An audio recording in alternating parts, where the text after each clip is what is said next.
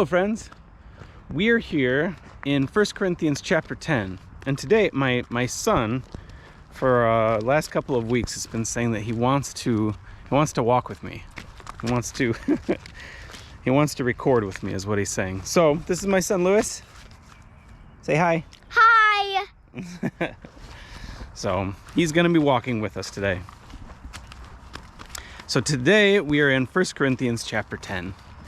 And he starts talking about Israel going through the desert. I said that weird, the desert. And he says, you know, our ancestors, they all walked with Moses. You know, they walked with the cloud. They walked through the sea. And he uses another, they drank from the rock. And what he's saying here is, you know, these are references to things that happened, most of them in the book of Numbers. So there's these different stories in the Old Testament, and one of them is, I guess it's not really a story, it's just a thing that would happen. When they were wandering in the desert, they were being led by this giant cloud and this giant fire that was coming from the Ark of the Covenant. So the Ark of the Covenant had this giant fire, and it would lead them. So everywhere they would go, they were led by God through this fire and this cloud that would come from the Ark of the Covenant. And he says through the sea, you know, he's talking about when Moses parted the Red Sea for them to all go through. And he mentions the rock. And you know, they all drank from the rock. There's this really interesting story where they were all in the desert and they were all, you know, dying of thirst. And so Moses takes his rod and he hits this rock, and water starts coming from this rock in the middle of the desert. So he's talking about these different things that they all went through. Now his point is they all drank from the rock. You know, this was the thing that they were doing together. This was something that united them as a group. Now you might think, what does this all have to do with the passage? You know, what question is he on here? He's been in the same question since chapter 8, and the question is, should we eat food that has been sacrificed to idols?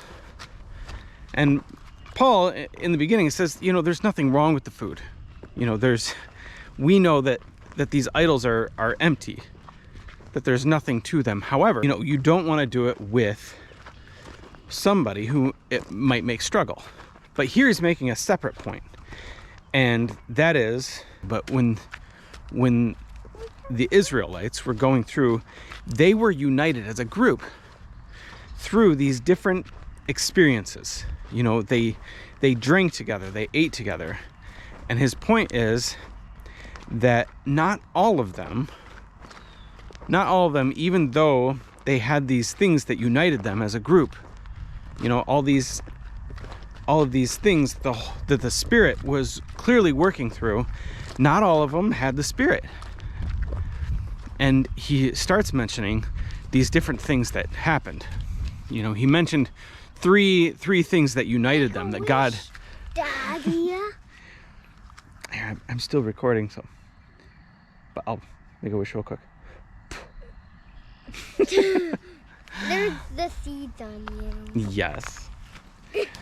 There were 3 stories that he had mentioned that God used to bless his people. And then there was 3 bad things that happened in the wilderness at the same time. One of them was that they started rebelling against Moses. And so God brought a bunch of snakes. It said serpents of fire. Basically ended up killing a bunch of the people that were going up against Moses. And then there was another time where they were worshiping these idols, and God sent a plague and 23,000 people died.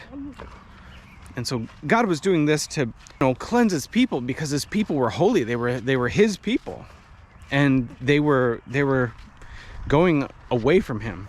But But that is part of what united him. And so he's coming back to this idea of the food sacrificed to idols. I mentioned in the previous chapter that they believed that there was a part of the God that came to them through the idols. And he's saying that's just absolutely not true. However, you are partaking with them in this community aspect of their religion. And he's saying, we do it too. He's talking about communion. Like, we drink the Lord's Supper. We take communion together. So Paul says, if a man thinks he stands, don't stand back lest he falls. I think what he's saying here is nobody stands all by themselves in their beliefs. Religion is something that's done as a community. So he's saying when you eat food that's sacrificed to idols, you are partaking in idol worship. And he's saying that is absolutely wrong. Idol worship is, that's what led those 23,000 people to die. Idol worship is something that God detests. So a large part of what Paul is saying here is you need to flee from idolatry. He's really trying to highlight this idea that idolatry is something that you need to stay away from. Now he's saying the food is not bad, but partaking in idolatry with the idolaters is wrong, because there's something to be said about being part of the community of God, of being a partaker of the communion that we have in the Lord's Supper. But he's also pointing back to the Old Testament and saying, not everybody who went through the baptism with Moses, not everybody who went through all that was part of it. He's saying that there were the people that were faithful to Moses, faithful to God through Moses, and there were people who were not faithful to God through Moses. And so his point was, you can be a pagan and eat these foods sacrificed to idols and not really be a pagan. But what really unites these people is the communion that they share together. Now, it should also be said that idolatry, basically all sins come down to idolatry. All sins are some form of loving something more than God. And it may not be a recognition of a deity, but it's a recognition of something that you put in front of God. And so what he says here, I think, is very important, and that is that you need to flee from that temptation, and God will give you the ability to do it. He'll never put something before you that you can't run away from, and he will give you the ability to flee from it. I'll just leave you with that we are supposed to flee from temptation. We're supposed to run from sin, and we're supposed to not let the people around us stumble. In fleeing from temptation, that might be fleeing from temptation for not just for the sake of us, but for the sake of other people around us. He's saying all things are maybe lawful, but not all things are profitable. Some things are not good for the kingdom.